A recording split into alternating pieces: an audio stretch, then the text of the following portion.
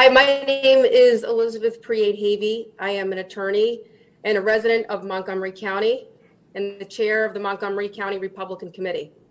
Thank you, Senators and Mayor Giuliani, for providing me the opportunity to speak. After the primary, our committee prepared and provided to the PA legislative leaders and members of the Montgomery County staff in charge of the election a 30-page report of the mail-in ballot and election day problems and irregularities we experienced in Montgomery County.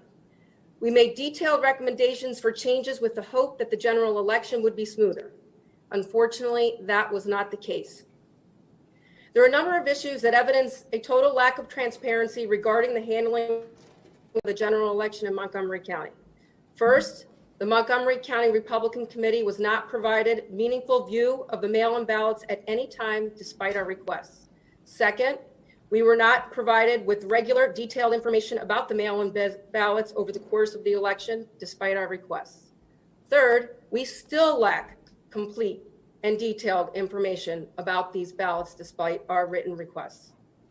We were provided our first opportunity to view and learn about the canvassing site on Sunday, November 1st, just 2 days prior to the election. At that visit, the chief operating officer of the county showed us the room where the canvass was to take place. To our shock, we were told we could not directly check the mail-in ballots. After some significant pushback by me, the county agreed to allow 2 watchers inside the room, but they were never able to see the ballots up close. Again, there was no meaningful observation of the ballots and absolutely no check of the ballots by anyone other than the county staff, which is all run by the Democrats, as to whether or not these ballots met election code criteria. At the most basic level, we were not even able to check to see if a voter voted twice or if a voter was deceased. And with the removal of the signature being a check for existing voters, there was no way to protect against someone fraudulently voting for a registered voter.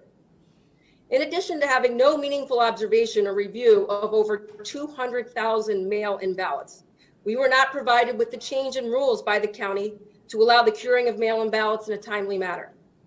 On Thursday, October 29th, I received an email from Frank Dean, who ran the election for the county, with a list of ballots with what they described as defects, and if the voter had been contacted by the county to cure the defect. At the tour of the canvass on November 1, we were shown bundled mail-in ballots divided by precinct, which the county identified as having a defect, and explained that those individuals had not cured these ballots as of November 1st. The county did not provide the Montgomery County Republican Committee with an opportunity to have an authorized representative present in what was effectively the pre-canvass, a legal term, pre-canvass of the ballots, when it reviewed and contacted voters about their defective mail-in ballots. After immediate investigation, it was clear that other counties across Pennsylvania were not allowing this illegal pre-canvassing to take place.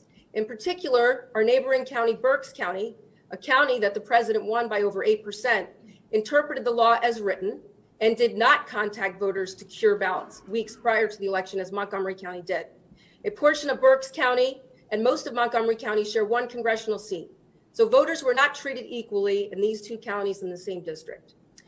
Since the election, we have received many calls and emails from Republicans with questions about whether their mail-in ballot was counted, expressing concerns that they didn't request a mail-in ballot but received one anyway, that they were made to vote provisional when they shouldn't have, that they have great concerns about the efficacy of this election. There is a real disenfranchisement of voters across Montgomery County. Many people feel their vote did not count. Because we lack the information we need to tell them otherwise, and because we were not able to have any meaningful check on mail-in ballots, we cannot provide these concerned voters with the assurance they need that the process was fair and that the election was honest. In addition to the lack of transparency we experienced in Montgomery County, the Kathy Barnett for Congress campaign found, with just the minimal information that we've been able to obtain, that at least 188 deceased people in Montgomery County voted in 2020. They also found concerning anomalies in the results. For example, more people voted in the small town of Norristown for the very first time than the voters who vote regularly.